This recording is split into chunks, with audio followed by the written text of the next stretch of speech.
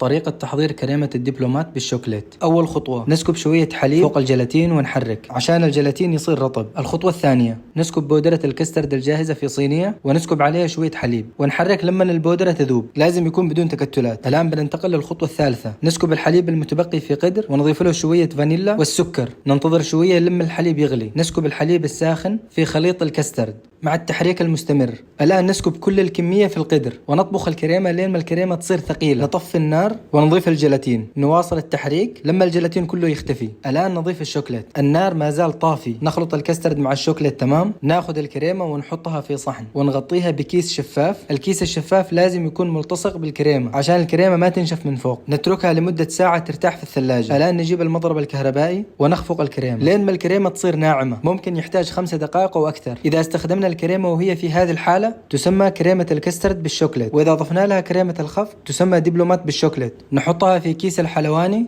ونتركها ترتاح ساعتين في الثلاجة. هذه الكريمة تستخدم كحشوة وتغليف للتورتة والتارت. تحياتي.